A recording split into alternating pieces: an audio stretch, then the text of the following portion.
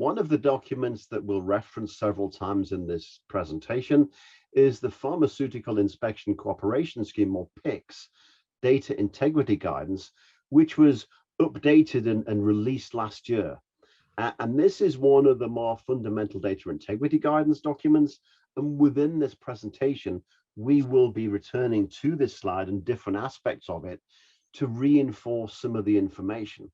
The key components are that purchase of any computerized system in a regulatory environment, the supplier has to understand the data integrity and GXP requirements and develop software containing technical controls to ensure data integrity and GXP compliance.